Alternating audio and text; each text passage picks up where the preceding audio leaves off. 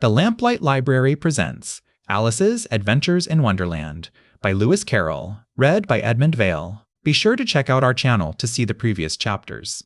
Chapter 10. The Lobster Quadrille. The Mock Turtle sighed deeply and drew the back of one flapper across his eyes. He looked at Alice and tried to speak, but for a minute or two sobs choked his voice. "Same as if he had a bone in his throat," said the Griffin, and it set to work shaking him and punching him in the back.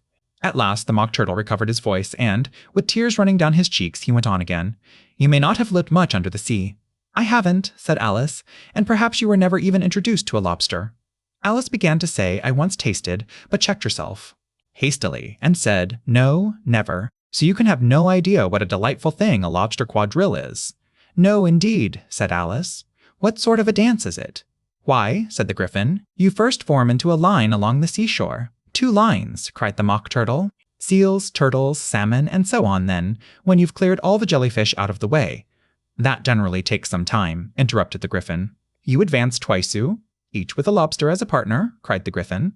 "Of course," the Mock Turtle said. "Advance twice, set to partners, change lobsters, and retire in same order," continued the Griffin. "Then, you know," the Mock Turtle went on, "you throw the lobsters," shouted the Griffin, with a bound into the air.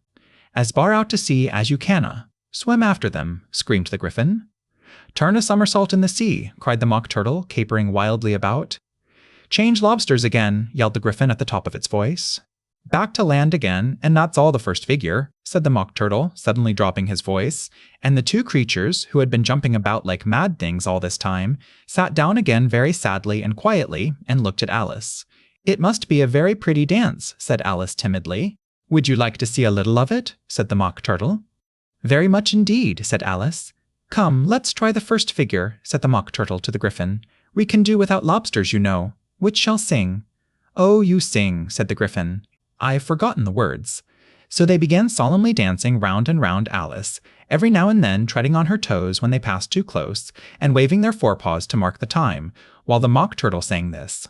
Very slowly and sadly. "Will you walk a little faster?" said a whiting to a snail. "There's a porpoise close behind us, and he's treading on my tail. See how eagerly the lobsters and the turtles all advance. They are waiting on the shingle. Will you come and join the dance?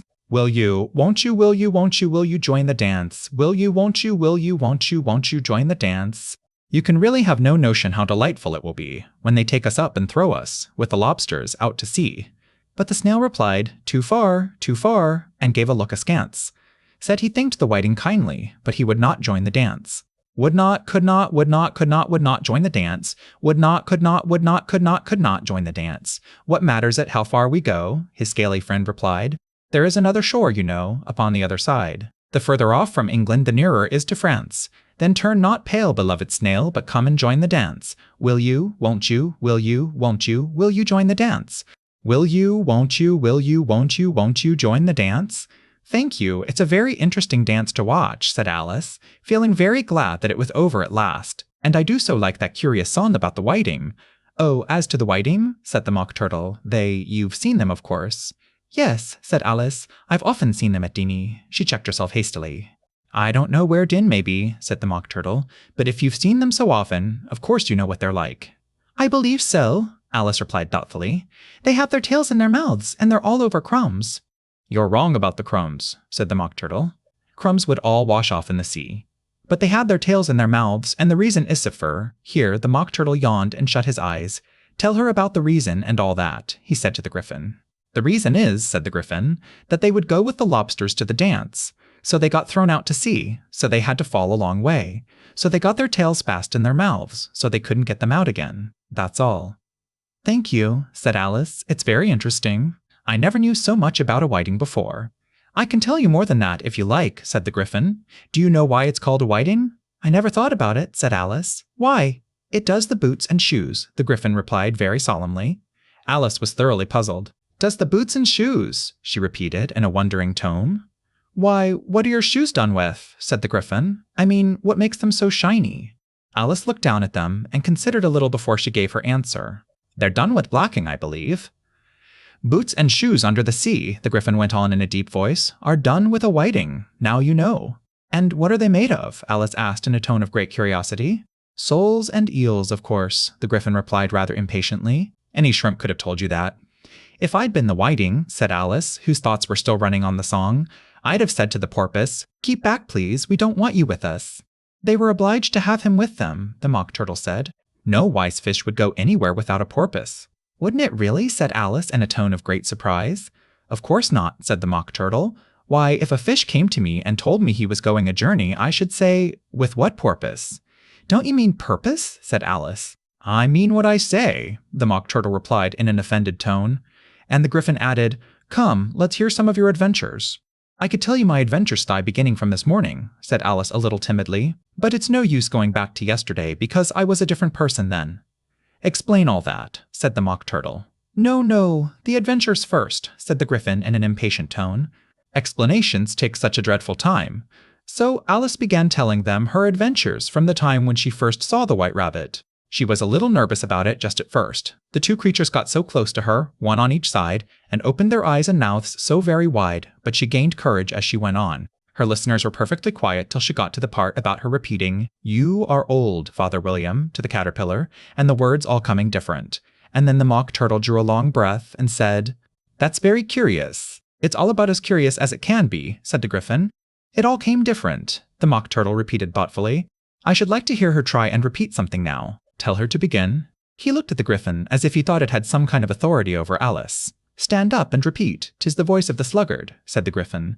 "How the creatures order one about and make one repeat lessons. I might as well be at school at once." However, she got up and began to repeat it, but her head was so full of the Lobster Quadrille that she hardly knew what she was saying, and the words came very queer indeed. "'Tis the voice of the lobster. I heard him declare, you have baked me too brown. I must sugar my hair.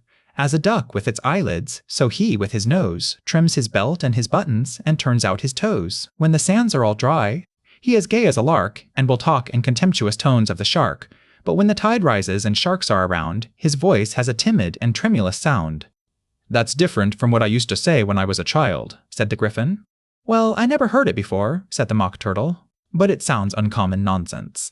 Alice said nothing. She had sat down with her face in her hands, wondering if anything would ever happen in a natural way again.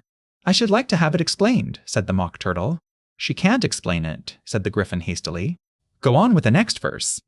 "But about his toes?" the Mock Turtle persisted. "How could he turn them out with his nose, you know?" "It's the first position in dancing," Alice said, but was dreadfully puzzled by the whole thing and longed to change the subject. "Go on with the next verse," the Gryphon repeated impatiently. It begins, "I passed by his garden."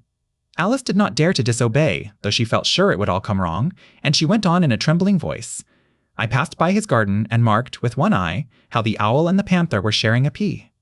The panther took pie crust and gravy and meat, while the owl had the dish as its share of the treat. When the pie was all finished, the owl, as a boon, was kindly permitted to pocket the spoon, while the panther received knife and fork with a growl, and concluded the banquet." "What is the use of repeating all that stuff?" the Mock Turtle interrupted, "if you don't explain it as you go on? It's by far the most confusing thing I ever heard." "Yes, I think you'd better leave off," said the Gryphon, and Alice was only too glad to do so. "Shall we try another figure of the Lobster Quadrille?" the Gryphon went on. "Or would you like the Mock Turtle to sing you a song?" "Oh, a song, please, if the Mock Turtle would be so kind," Alice replied, so eagerly that the Gryphon said, in a rather offended tone, No accounting for tastes. Sing her turtle soup, will you, old fellow?" The Mock Turtle sighed deeply, and began, in a voice sometimes choked with sobs, to sing this. "Beautiful soup, so rich and green, waiting in a hot tureen. Who for such dainties would not stoop? Soup of the evening, beautiful soup. Soup of the evening, beautiful soup. Bo-ootiful sou. Oop, bo-ootiful sou. Oop of the evening, beautiful, beautiful soup. Beautiful soup. Who cares for fish, game, or any other dish? Who would not give all else for 2 pennyworth only of beautiful soup? Pennyworth only of beautiful soup. Bo-ootiful sou. Oop, bo-ootiful soup. Soup of the evening, beautiful, beautiful soup." "Chorus again," cried the Gryphon, and the Mock Turtle had just begun to repeat it when a cry of the trial's beginning was heard in the distance. "Come on," cried the Gryphon, and, taking Alice by the hand, it hurried off without waiting for the end of the song. "What trial is it?" Alice panted as she ran. But the Gryphon only answered, "Come on," and ran the faster, while more and more faintly came, carried on the breeze that followed them, the melancholy words, "Soup of the evening, beautiful, beautiful soup." I hope you enjoyed this chapter from Alice's Adventures in Wonderland. Click here to watch Chapter 11 on our channel.